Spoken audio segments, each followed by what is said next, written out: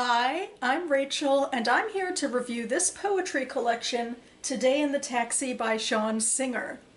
There are some construction noises going on right now, going on right outside my window, but I have some limited time to film. I'm in a crunch time really because we're in the last few days of the month and I have videos I want to put up every day, so I gotta chop here. So I hope this works out. So anyway, April is National Poetry Month in the US, and I take this as an opportunity to at least force myself to read one collection of poetry per year. I mean, I shouldn't use the word force.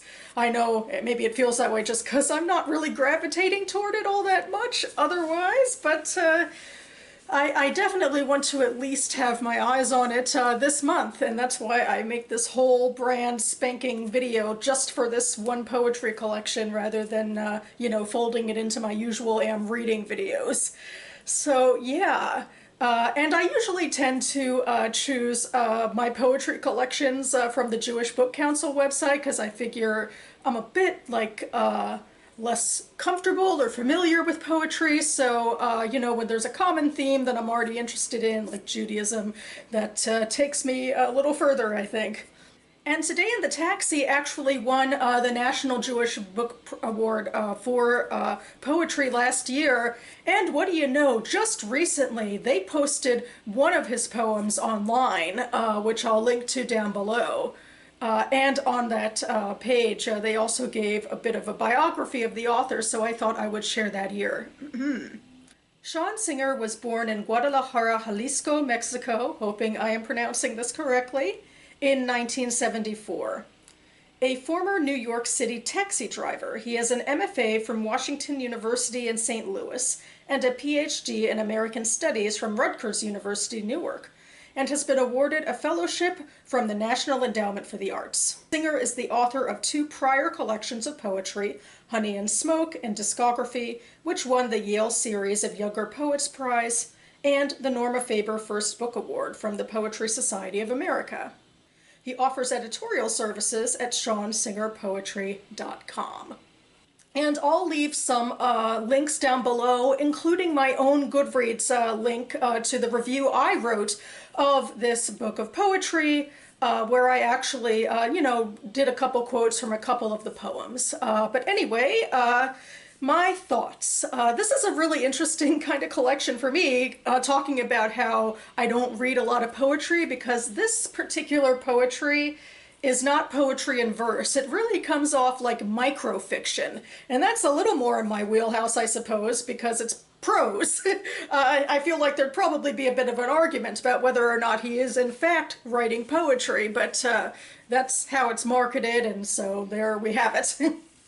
And so anyway, there's also a sameness to a lot of his poems, which really are his ruminations for the most part, specifically on people he picks up in the taxi, and sometimes just on other general taxi events. But in general, it starts out with him picking up people or a person, and he'll talk about, like, a small descriptor of them and or where they're going, and just sort of a fleeting impression of, their lives in his car and how it impacts him. It also goes like immediately into rather esoteric topics. Like, it seems like he was a taxi driver to sort of, it almost seems like he took the job to be able to ruminate on Kafka and God and other things like that. Or I don't know when the thoughts came to him exactly after he got out, like after they happened to him in the cab, but usually after some, slice of life thing happens in the cab, he'll immediately go to a Kafka quote or something like that. And it's a little grandiose, I think. I mean, sometimes I don't feel like I connected as much, which is interesting because, again, this is prose, but, I found myself missing verse in ways and other collections touched me, like, on a language level that this one didn't so much. But there were some interesting parts to it. I mean, some poems particularly stood out to me in some ways, so I thought I'd at least share a couple here. So for the Kafka rep, I'm going for the poem Peace of Mind. Today in the taxi, I got a fare on Main Street and Front Street in Dumbo, going to Madison Square Garden. She got in and said, "I'm so late. Today might be the day I get fired." We reasoned with the movement of the potholes, the people and things coming from all directions. The bridge had its iron sounds and brown loneliness, the pikes of waves on the East River, and the solid axe of wind. I got her there on time, and she tipped me $20. This is for you, my friend. Kafka interjects that the inner world can only be experienced, not described.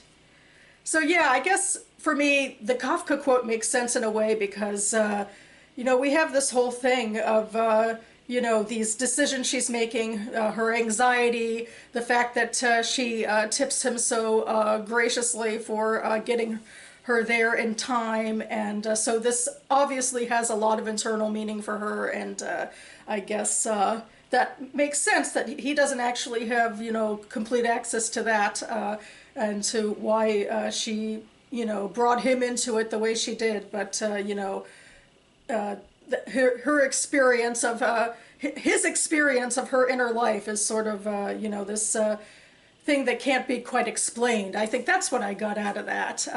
And I also have to say, for my grousing earlier, there are some like beautiful descriptions here of the scenery that actually do get to me a lot in this particular poem. I guess reasoning with the movement of the potholes, and then all of these descriptions of like the bridge with the iron sounds and the solid axe of wind. So I have to say the actual language of this poem does actually speak to me too.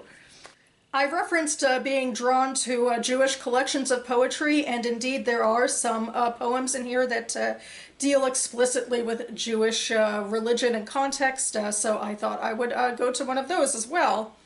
So this is from Burnt Plastic. Today in the taxi, I picked up a Wall Street type on Park Avenue near 48th Street. He was going to Montclair, New Jersey. His house was on fire, and he spent the trip on the phone, barking orders at his wife, his roofer, his contractor, his insurance company, and at me. He kept saying, "Go this way," or "Which way are you going?" He said to someone that there are firearms and ammunition in the house. Periodically, he held back tears. It was a long 25 miles for me, and I suppose longer for him. We got there, and the house was burning. The Talmud says, nature rules over all things except the terror it inspires. So again, I feel like I know exactly how this fits. Like, it doesn't feel too grandiose or anything to say that this whole ride is about this mounting terror about the fire, which is somewhat a natural event. I mean, I don't know how the fire happened, but, fire burning is, a thing of nature. But the terror it inspires, it's like its own thing, like the ways that it manifests in this man barking at people on the phone or at Sean Singer or talking about his ammunition collection, that sort of stuff. And the final poem I'll talk about is called Empty, because it actually doesn't get into any sort of grandiose quotes, and I thought it moved me as well, because maybe he stayed a little closer to the ground with this one. So anyway, today in the taxi, I got a couple on Lafayette Street going to the Home Depot on West 23rd Street. The woman was about 8 months pregnant. At some point, the man started sobbing. "We're in debt every month. We're so close to the edge. I can't do this anymore." The woman said, "I'll return it. I had no idea you were this upset. I've never seen you this upset before." The man was hysterically crying. "We're in debt every month, and it doesn't seem to bother you. You don't care." When we were on 6th Avenue, the woman asked me to pull over, and they got out. Poor lovers, one volcano pouring lava from one mouth into one's other till one unravels. So yeah, I just thought, there's some beautiful imagery there, just going back to the idea that there is some actual, beautiful writing in these poems, like just the idea of volcanoes pouring lava and how that, talks about the overflow of emotion from one person to another person. And I just love this sort of, this slice of life. It feels so real, I suppose, just being overwhelmed by life, and I don't know, the sort of the tenuousness of relationships where you're on a different page, and finances especially, that has to be so, nerve-wracking in a way.